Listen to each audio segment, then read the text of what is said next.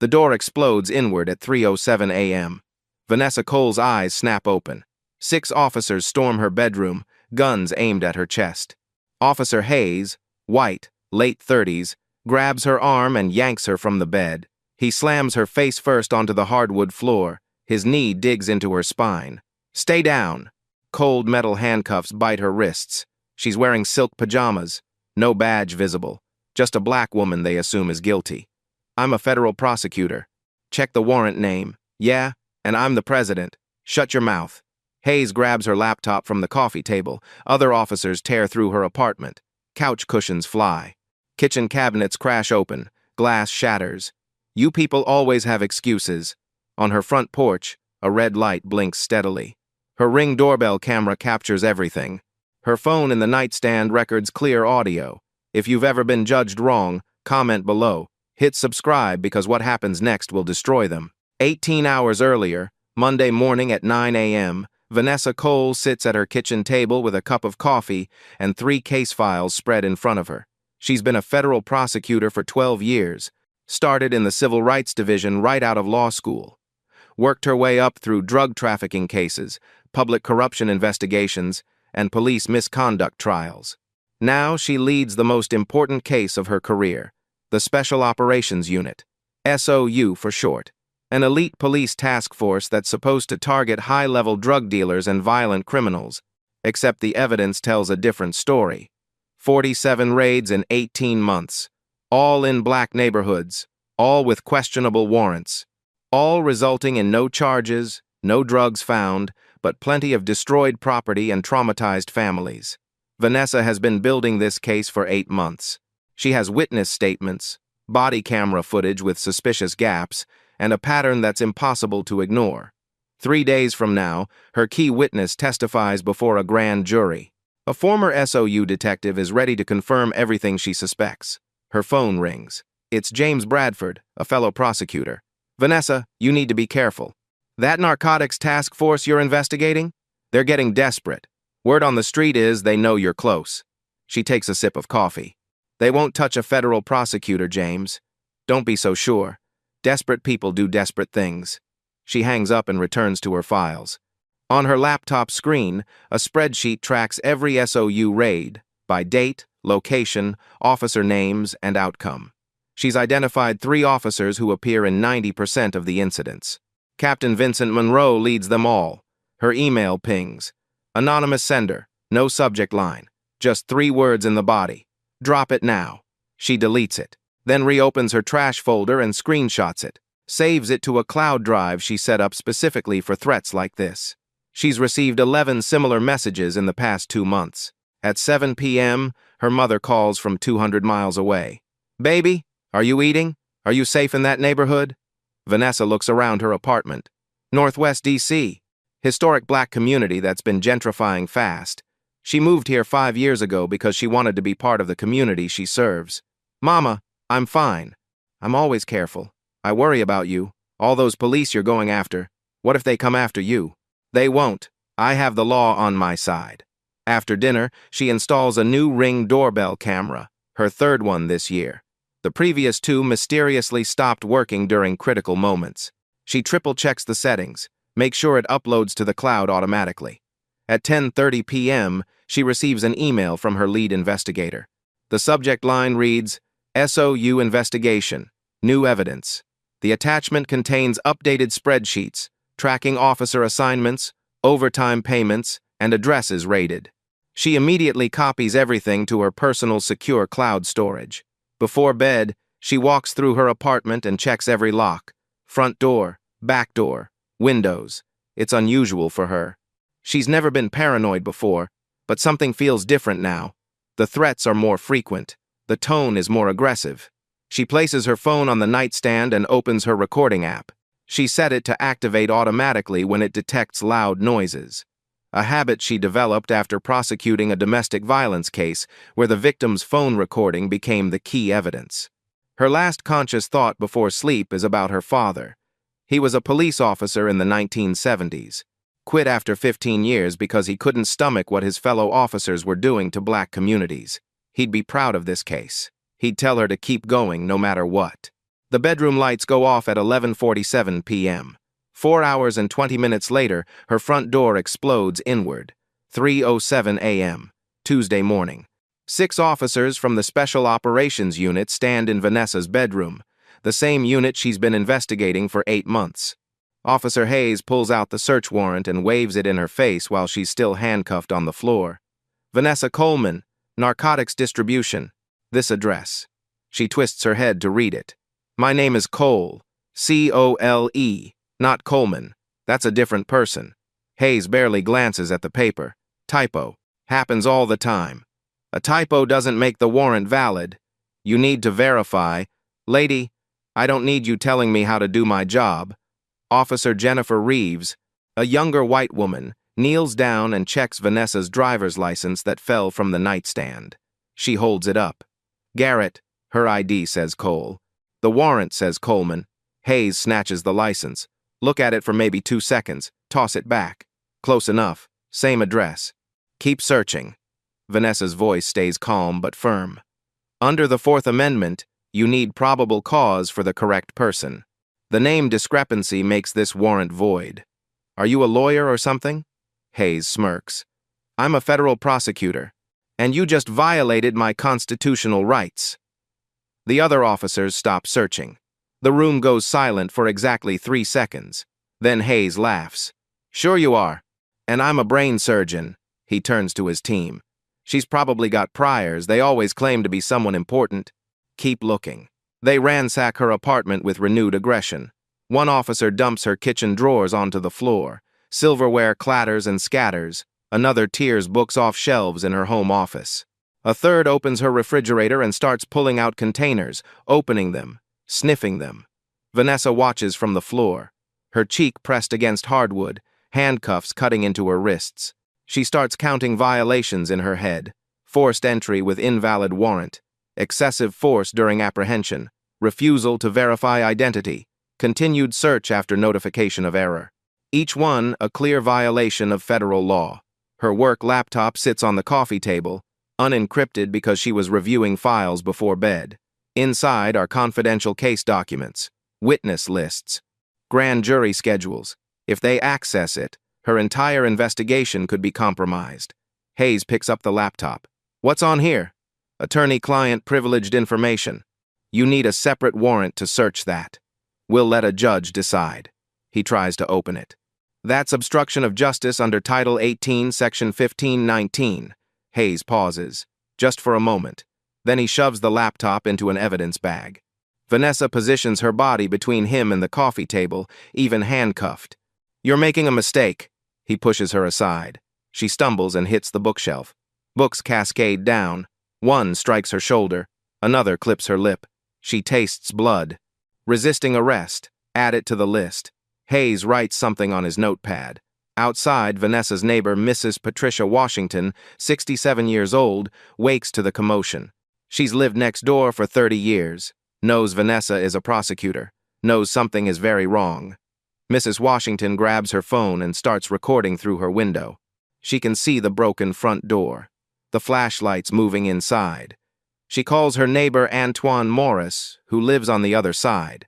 Antoine, 29, a high school teacher, comes into the hallway in his pajamas. He hears furniture crashing, voices shouting. He pulls out his phone and opens Instagram Live. Something's happening at Vanessa's place. This doesn't look right. 14 people join his stream immediately. Inside the apartment, Officer Reeves finally speaks up louder. Garrett. Garrett. Hayes turns, annoyed. What? She's standing in the kitchen, holding up a badge. Federal prosecutor badge, with Vanessa Cole's photo on it. The room goes completely silent. Hayes stares at the badge in Reeves's hand. 4 seconds of silence.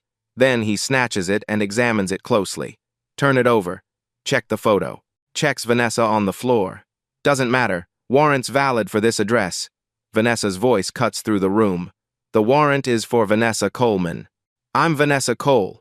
Different person. You know this now. Continuing makes it deliberate. We'll sort it downtown. On what grounds? You have no probable cause for me. The judge signed the warrant for this address. A warrant with false information is void. Franks versus Delaware. Hayes's jaw tightens. You think you're smart? Citing cases in cuffs? Reeves steps closer. Garrett, she's the DOJ. We need to call this in. I'm handling it. You're making it worse. The other officers exchange glances. One speaks up. Maybe we should get a supervisor. Hayes wheels on him. I said I'm handling it. Vanessa sees her opening. Officer Reeves is right. Call your supervisor. Verify my identity. Because right now, you're committing federal civil rights violations. Hayes moves closer, looms over her. Are you threatening me? I'm informing you of the law. He reaches for her laptop again. Vanessa moves between him and it, still handcuffed. That contains active federal investigations, confidential informant identities. Touching it without authorization is a federal crime. Hayes shoves her hard. She crashes into the bookshelf. Her shoulder hits the corner. Pain explodes down her arm. Books tumble.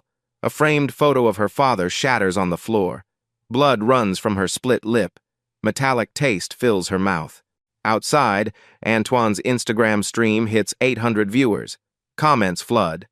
Is that the prosecutor? This is illegal. Someone record this. Mrs. Washington films through her window. Her hands shake. Timestamp reads 3:17 a.m. Hayes pulls out a small notebook from his pocket. Vanessa watches through the pane. Her prosecutor brain cataloged everything. He's preparing to plant evidence. They came to destroy her investigation by destroying her credibility. What are you doing? Her voice stays steady. Hayes ignores her. Walk toward the bedroom. Reeves blocks him. Garrett, stop. Move. No. This is wrong. I said move. He pushes past her. Reeves pulls out her phone. Texts fast. Desperate. The apartment looks destroyed. Couch shredded. Cabinets open. Broken dishes. Spilled food. Photos torn from walls. One officer helps Vanessa sit against the wall. I'm sorry. This isn't right. Then stop it. I can't. He's my supervisor. Antoine's stream hits 1,200 viewers. Someone screens records and posts to Twitter. It spreads fast. Local journalists wake to notifications. Taylor Carter, crime reporter, sees it at 3:22 a.m., recognizes Vanessa from press conferences, grabs her gear and runs. Hayes emerges from the bedroom empty-handed, face red, frustrated. Whatever he planned, he couldn't do it with Reeves watching, with neighbors filming, with the live stream going. He is trapped. His radio crackles. Unit 7, status? Hayes hesitates, keys the mic. I need a supervisor, now. Copy. Lieutenant Brennan en route, 12 minutes. Vanessa locks eyes with Hayes. Blood on her lip, cuffs on her wrists. But something shifted in her expression. She's not afraid. She's a federal prosecutor who watched 6 officers violate her rights while being recorded from multiple angles. They didn't raid the wrong house. They raided a prosecutor investigating them and created evidence of their own crimes. Hayes sees it. That shift. He made a catastrophic mistake. His hand trembles as he clips the radio back. Reeves catches Vanessa's gaze. Silent understanding passes between them. Reeves knows what happened, and she texted someone. The room waits. Officers froze. Vanessa is bleeding. Camera recording. 12 minutes until everything changes. 3:24 a.m. 17 minutes since the raid started. Heavy footsteps echo up the stairwell outside. Lieutenant Sarah Brennan enters the apartment. White woman, 48, 26 years on the force. She surveys the destruction. Broken door, shattered glass. Officers standing rigid. Then she sees Vanessa on the floor in handcuffs, blood on her face. What the hell happened here? Her eyes land on the federal badge still in Hayes' hand. Then on Vanessa. Recognition flashes across her face. Oh my God. Brennan prosecuted a corruption case last year that involved Brennan's department. The case was clean, professional. Brennan respected her work. Now she's seeing her handcuffed and bleeding in her own home. Uncuff her, now. Hayes doesn't move. But the warrant... I said uncuff her. Brennan's voice cuts like steel. Before this becomes a federal incident. Hayes fumbles with his keys, removes the cuffs. Vanessa's wrists are raw, deep red impressions where the metal bit into skin. Brennan helps her stand. Miss Cole, I'm so sorry. There's been a terrible mistake. Vanessa's voice is ice cold. A mistake? Or deliberate? She pulls her phone from the nightstand. Still recording, 41 minutes of clear audio. I have everything. Audio of them being told the name was wrong. Audio of them continuing anyway. My neighbor has a video, and your body cameras better show it all. Brennan's face goes pale. Hayes tries to justify. The warrant was signed by Judge Reynolds. It's legal. For Vanessa Coleman. Vanessa cuts him off. I'm Vanessa Cole. Different person. You were informed within 2 minutes. You continued for 15 more. Why? Silence. Let me guess. You didn't check twice because you didn't care. Or you knew exactly what you were doing. Hayes opens his mouth. Close it. Vanessa turns to Brennan. Do you know what cases I'm working on? Brennan hesitates. Something in her expression shifts. Worry replacing anger. I'm investigating pattern and practice violations. Special Operations Unit. 47 raids in 18 months. All black neighborhoods. All questionable warrants or wrong addresses. Vanessa looks directly at Hayes. You're SOU, aren't you? The room freezes. Every officer stops moving. Brennan's eyes go wide. He raided the prosecutor investigating his own unit. Outside, Antoine's live stream explodes. 12,400 viewers now. Comments scrolling too fast to read. Someone screen recorded the stream and posted it to TikTok. 89,000 views in the first hour. The caption reads, "They raided the prosecutor investigating them." Local journalist Taylor Carter pulls up outside. See the broken door.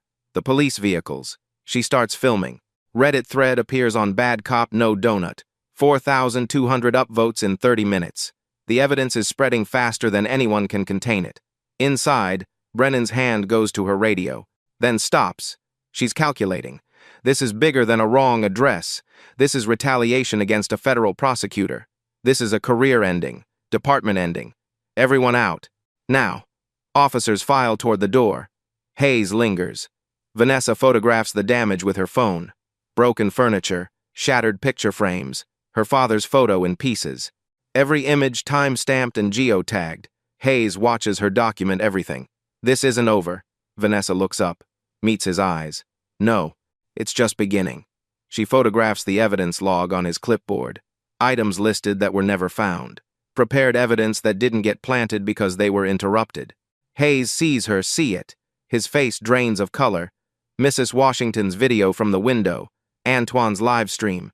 The Ring doorbell footage. Her phone's audio recording. And now photos of falsified evidence logs. They came to destroy her case. Instead, they built hers. 6 a.m. 3 hours after the raid. News vans line the street outside Vanessa's building. Taylor Carter breaks the story online. The headline reads, "Federal prosecutor raided by unit she's investigating." Within 20 minutes, the Associated Press picks it up. By 7 a.m., it's national. CNN, MSNBC, Fox News. Every major outlet runs it. Vanessa's face on screens across the country. She declines all interviews. Strategic silence. Let the facts speak. 7:30 a.m. Police Chief David Park holds an emergency press conference. We are reviewing the incident. Officer safety is paramount. The warrant was legally obtained. We take all concerns seriously. Reporters shout questions. He walks off after 90 seconds. He never mentions the name discrepancy. Never acknowledges they continued after being told. Never explains why they raided a prosecutor investigating them. 9 a.m. The city attorney's office issues a statement. While the warrant was valid for the address, we regret any inconvenience to Miss Cole. Inconvenience. The word goes viral immediately. Memes flood social media. The door kicked in at 3 a.m. Inconvenience. Guns pointed at you? Inconvenience. Handcuffed and bleeding? Inconvenience. Public opinion splits predictably. Civil rights groups demand investigation. NAACP Legal Defense Fund offers assistance. Protests scheduled Wednesday at City Hall. Justice for Vanessa Cole hits 340,000 tweets by noon. But the other side mobilizes too. She probably was doing something illegal. Why didn't she just comply? She's weaponizing her position. The police union releases a statement. Our officers followed procedure. They acted on a valid warrant. Any criticism ignores split-second decisions officers must make. 8 a.m. Vanessa's supervisor calls. U.S. Attorney Gerald Hammond. Vanessa, are you okay? Do you need time off? She's in her destroyed apartment, coffee in hand. I need to keep working. They tried to sideline me. You're both a victim and investigator now. That's complicated. Then bring in oversight. But I'm not stopping. The DOJ headquarters is watching. This could get political. It already is. That's why they came. 9:30 a.m. Unknown number calls. Miss Cole, this is the Deputy Mayor's office. Unofficial. Off record. I'm recording this. Pause. Perhaps we could resolve this quietly. For everyone's benefit. Avoid litigation. Unnecessary attention. Drop the investigation. We'll drop the misunderstandings. I don't do quiet when civil rights are violated. She hangs up. Screenshots the call log. Save to the cloud. 10:15 a.m. She requests body camera footage. Standard is 48 hours. Police legally respond. Processing time estimated at 30 days. 30 days. They're stalling. Buying time to edit. Coordinate stories. Vanessa files a federal motion to compel. Cites obstruction. Bad faith delay. Anonymous sources feed the media. Prosecutor under investigation for leaking grand jury information. Completely false, but it muddies water. Conservative blogs run it. Deep state prosecutor attacks police. Vanessa's allies counter. Her 14 consecutive victories. Spotless record. Reputation for fairness. But doubt spreads faster than truth. Noon. GoFundMe appears. Legal defense for Vanessa Cole. Hits 47,000 in 4 hours. She'll donate it all to civil rights funds. TikTok explodes with explainer videos, law students breaking down the violations. Combined views hit 2 million by afternoon. Instagram graphics circulate. Timeline of the raid versus timeline of her investigation. Side-by-side comparison. YouTube commentary channels pick it up. Major creators covering it. Combined reach over 5 million subscribers. The story has escaped local containment. It's national now. International outlets calling. BBC, Al Jazeera, CBC, 11:47 a.m. Vanessa receives an encrypted email. No sender name. The subject line reads, "You're not the first." Attached is a spreadsheet. 23 names. All prosecutors, public defenders, or activists. All rated by SOU in the past 2 years. All cases dropped or careers destroyed. Her hands shake reading it. This isn't random. It's a pattern. A system. Her raid wasn't about drugs, wasn't about a typo. It was about silencing her, just like they silenced 23 others before her. But they made one critical mistake.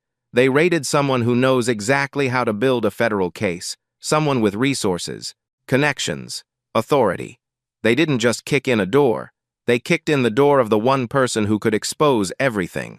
Tuesday afternoon, Vanessa opens the encrypted email attachment. 23 names load on screen. She recognizes some immediately. Devin Harris, public defender, raided 2 a.m. last year. Wrong address, phone confiscated.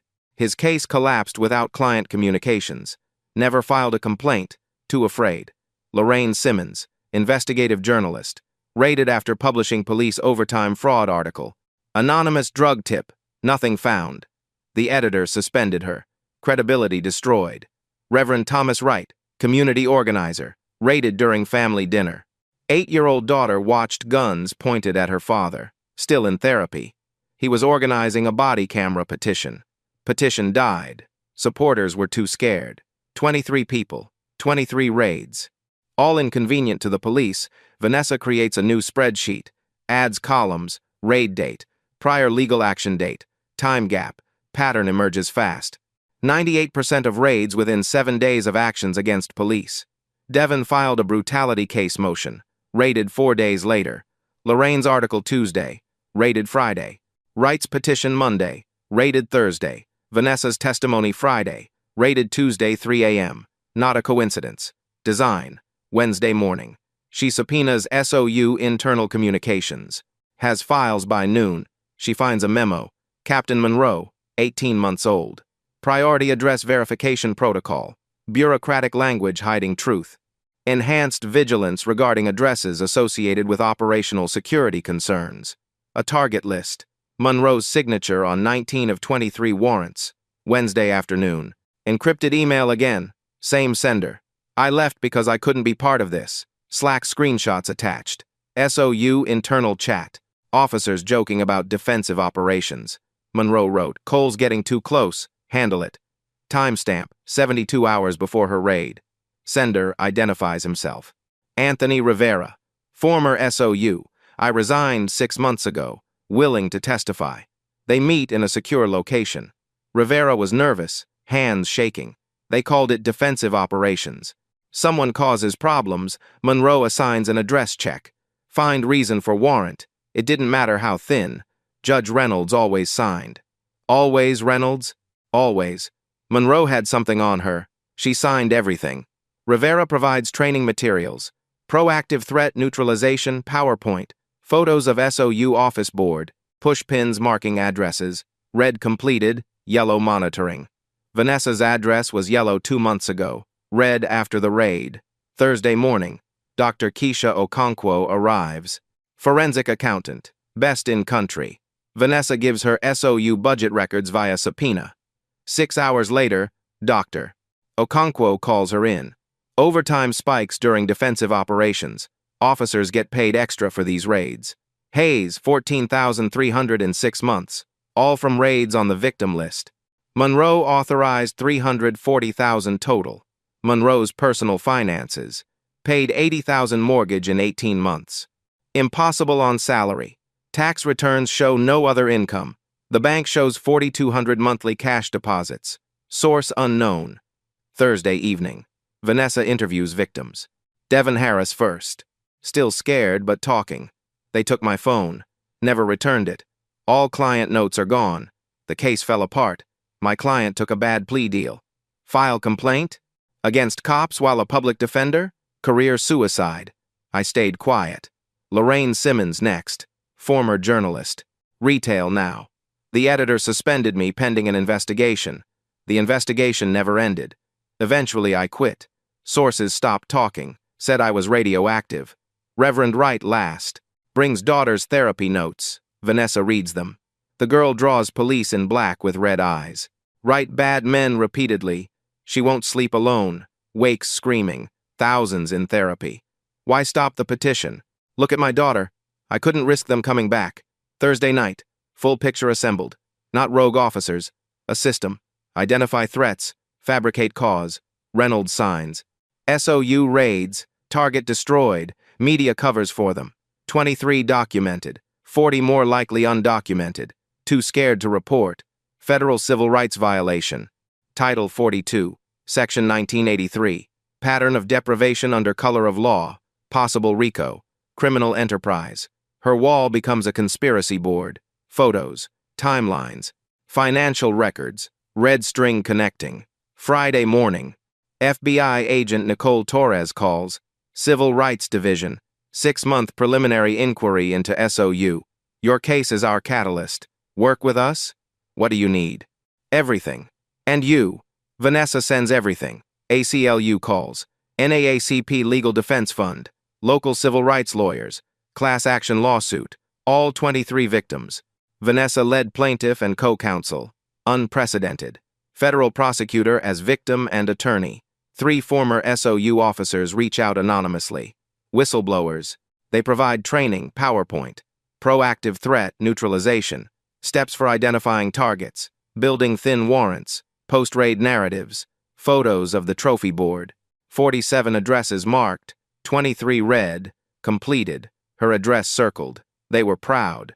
Thursday 11:34 p.m. The phone rings. Unknown number. She almost ignores it. Miss Cole? Judge Reynolds. I need to meet you. Tonight. Alone. Why? I'm not the villain you think, but I know who it is. If I don't tell you now, I'll be dead by morning. Friday, 12:30 a.m. Vanessa meets Judge Eleanor Reynolds at a closed diner on the edge of town. Public location for safety. Reynolds is 63, 27 years on the bench, and her hands shake as she wraps them around a coffee cup she hasn't touched. They threatened my granddaughter, Reynolds says without preamble. Showed me photos of her at school. Which classroom? Which door does she use every morning? Vanessa waits. Let her talk. Captain Monroe approached me 18 months ago. Started friendly. Said my son's DUI arrest could be handled quietly. No record, no publicity.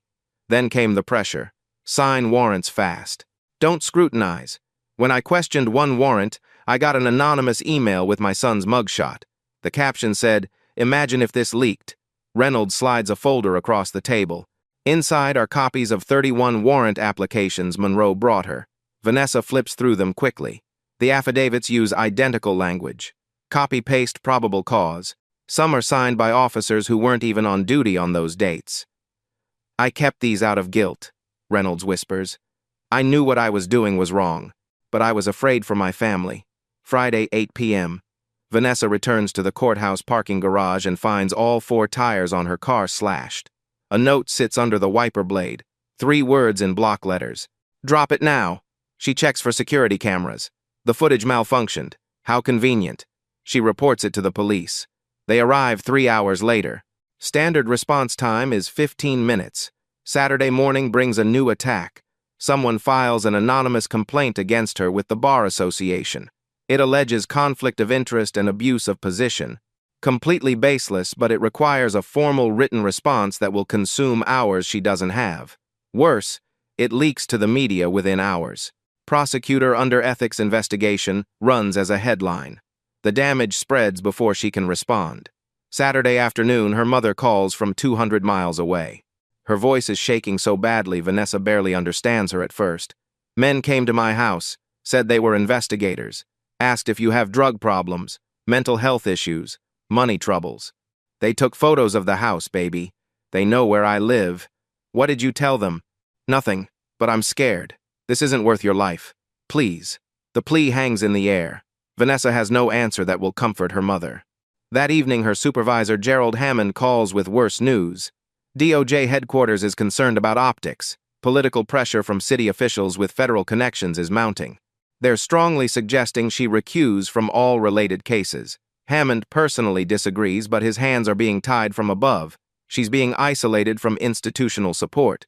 Sunday morning, she wakes to find her confidential investigation strategy memo posted on the police union website. Someone from her own team leaked it. She knows who. Daniel Foster, the ambitious junior attorney she trusted. Now Sao Yu knows every move she was planning. By afternoon, 3 coalition members called to back out. "This is too dangerous. Maybe we should settle." Devin Harris is apologetic but firm. "I have kids. I can't risk them coming back." One by one, her allies fall away. Fear is contagious. Sunday night at 11:47, Vanessa sits alone in her still-damaged apartment with a glass of wine she isn't drinking. Her phone shows 47 missed calls and over 200 threatening messages.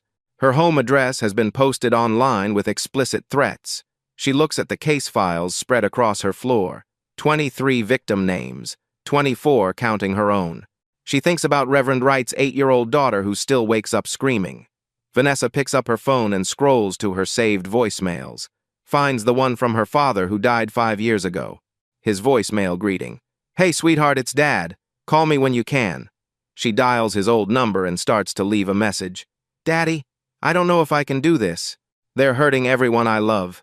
Maybe I should." She stops. Look at the 23 names again, deletes the recording and calls back. "Daddy, I know what you'd say. Do the right thing even when it's hard, especially when it's hard. I will, I promise." She falls asleep on the couch at 2 a.m. with case files as her pillow. Her phone buzzes at 2:47, then again, and again. Finally, she looks. Text from Antoine. Vanessa checked Twitter now. She opens the app. A video is going viral. 4.7 million views in 2 hours. The title reads, "Police Captain Caught on Hot Mic. That black bitch won't stop until we stop her." It's Monroe talking to Hayes in a squad car. Their body cam was accidentally left on. And someone just leaked everything. Monday, 3 a.m. Vanessa watches the video for the 5th time. Monroe and Hayes sit in their patrol car after raiding her apartment. Body cam mounted on dashboard. Still recording. They don't notice. Monroe's voice is clear. "That black bitch won't stop until we stop her." Hayes sounds worried. "What if the feds get involved?" "Then we make sure she's not credible. Plant something if we have to." "We already tried. Not hard enough." Next time, no witnesses. By 6 a.m., the video hits 8.2 million views. Trending #1 worldwide.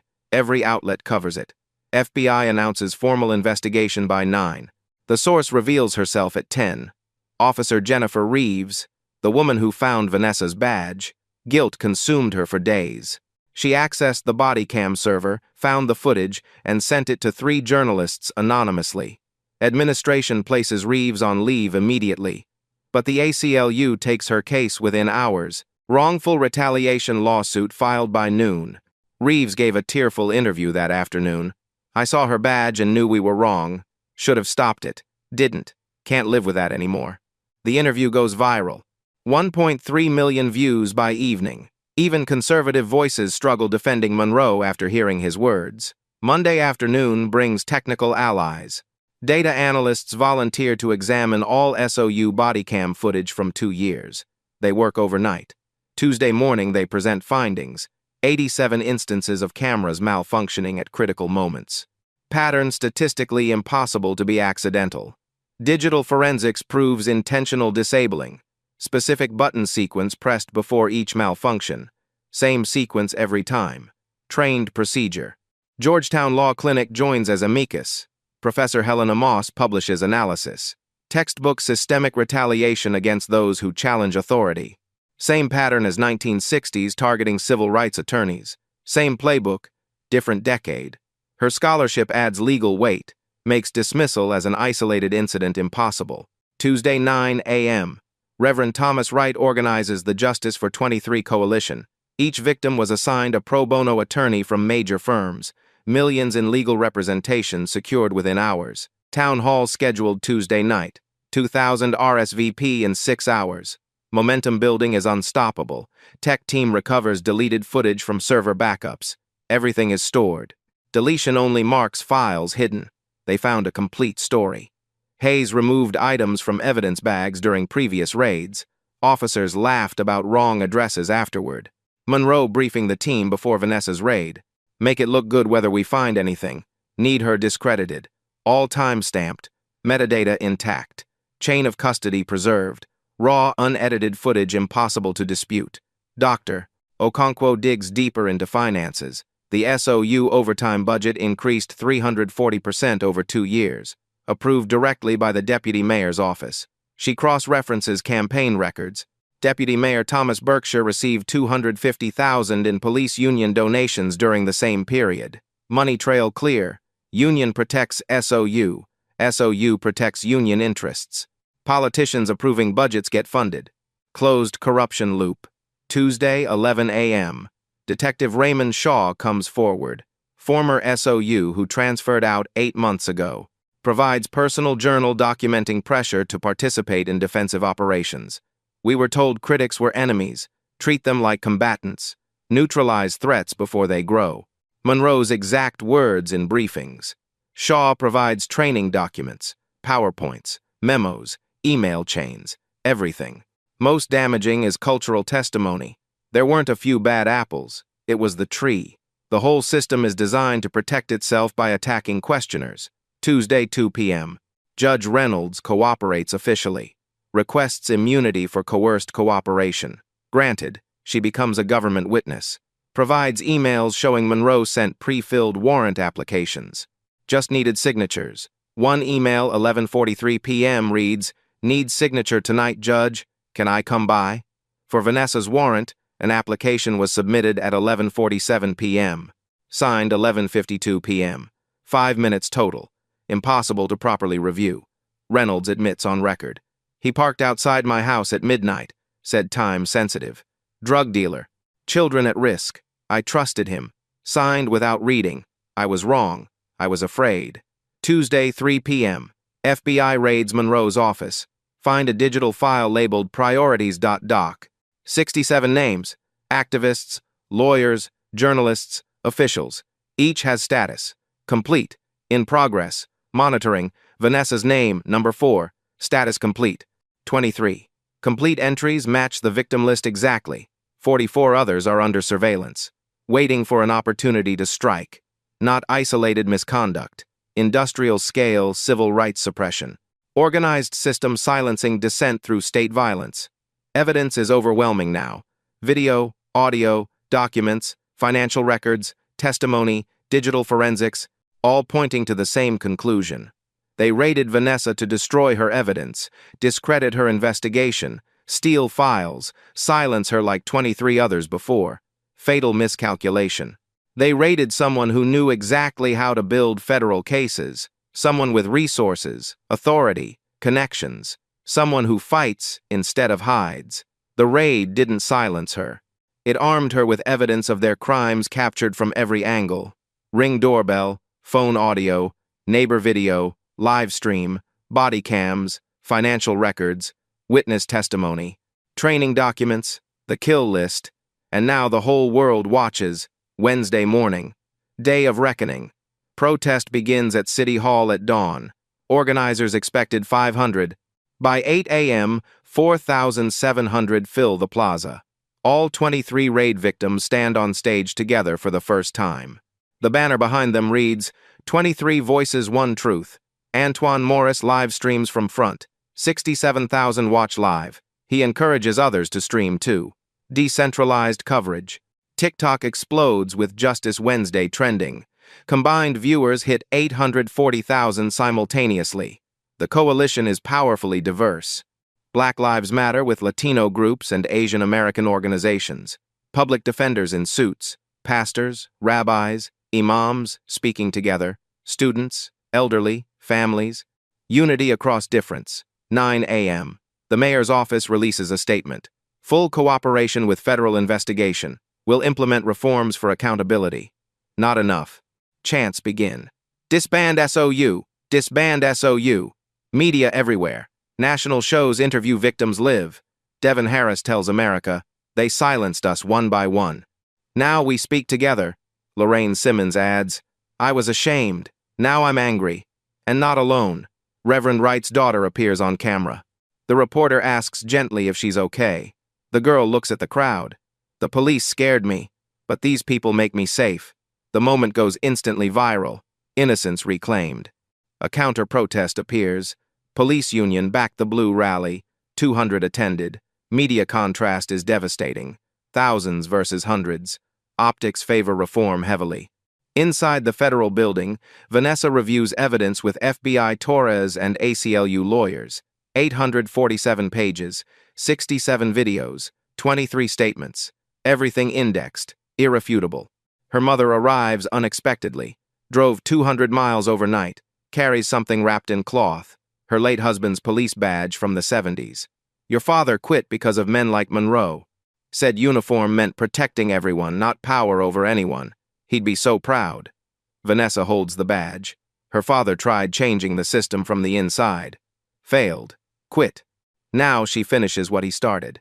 23 victims gather in the courthouse hallway. Share stories, tears, resolve. Vanessa addresses them. This isn't about me, about all of us. Everyone they tried this on who didn't survive, didn't have resources, couldn't fight. We fight for them too. Group photo taken. 24 people together. The image becomes iconic. Outside, the crowd moves from City Hall to the courthouse. 2,000 march downtown. Helicopters track above. Networks carry live. Courthouse steps fill with families holding photos of other victims. People coming forward for the first time. Emboldened. 5,200 now. Spontaneous speakers. I am a college student. Here because this could have been my mom. White ally. Everybody's problem. Abuse doesn't stop unless we stop it. Elderly black woman. March in 63. March in 25. Same fight. Chants echo. No justice, no peace. And say their names. The crowd reads all 23 names aloud. Collective voice demanding acknowledgement. Peaceful but powerful. The system feels pressure. Sees cameras. Counts votes. 12:47 p.m. Torres texts Vanessa. Berkshire tried leaving the country. Arrested at the airport. The hearing starts in 13 minutes. They know they lost. Show them how badly. Vanessa breathes deep. Adjusts father's badge pinned inside jacket. Walk toward the courtroom. Behind her 23 voices. Above her 5,200 more. The system tried silencing one woman. Created an army instead. 1 p.m. Federal Courthouse. Judge Maria Santos presides. Latina, 58. Zero tolerance reputation. Not a trial. Preliminary hearing for federal civil rights charges. But it feels like Judgment Day. The courtroom was packed. Media. Victims, public, lottery determined seats. The overflow room with video feed holds 400. Outside, live streams capture everything. Prosecution table. Vanessa co-counsel with FBI Torres and DOJ attorneys. Defense holds Monroe's expensive lawyers and Hayes's public defender. Deputy Mayor Berkshire in handcuffs, fresh from airport arrest. Monroe and Hayes wear street clothes, badges stripped. Defense opens. Officers did their jobs. Mistakes happen under pressure. No conspiracy. Just unfortunate errors. Judge Santos looks unimpressed. Vanessa stands. Silence falls. Your Honor, we'll prove this wasn't a mistake. It was a system. Not one raid, 23. Not one officer, dozens. Not random, targeted. We'll show motive, means, opportunity, intent. She projects spreadsheets. 23 raids timeline showing 98% correlation to legal actions against police within 7 days. Defense objects. Coincidence. We'll address probability, Vanessa replies calmly. She plays hot mic footage. Monroe and Hayes in the car. Full audio. The courtroom gasps at, "That black bitch won't stop." Defense tries. Heat of the moment. Not planning. Vanessa plays 3 more recordings. Monroe discusses neutralization repeatedly. Deliberate, calculated, Torres presents digital evidence. Priorities document, 67 names on screen. File created 18 months ago, updated 47 times matching new targets. Santos asks Monroe, "Did you maintain this?" Fifth Amendment, silence. Torres continues. Metadata shows Monroe's login accessed this 127 times, including the night before the Cole raid. Dr. Okonkwo presents accounting. Overtime correlation chart. Hayes 14,300. Monroe authorized 340,000. Monroe's mortgage paid impossibly fast. No other income on taxes. 4,200 monthly cash deposits unexplained. Defense fumbles. Could have other sources. Tax documents show none, yet cash appears. Where from? Judge Reynolds takes the stand. Immunity granted. Testifies coercion, threats, pre-filled warrants. Vanessa's application was submitted 11:47 p.m., signed 11:52 p.m. 5 minutes total. Email shown. Monroe 11:43 p.m. I need a signature tonight. Can I come by? Reynolds shaking. He was outside my house at midnight. It was urgent. Drug dealer. Children at risk. I trusted him. I was terrified. Premeditation established. Vanessa's final move. One more piece. Received this morning. USB drive. Police Union internal server. Leaked. Audio plays. Union board meeting 8 months ago. Berkshire's voice. The city protects officers protecting our interests. Someone causes problems, handles street level. We handle politics. If they complain, that's what SOU exists for. Monroe discourages people. Collective gasp. Political cover for violations. Berkshire's face drains. Monroe stands suddenly. The lawyer grabs him.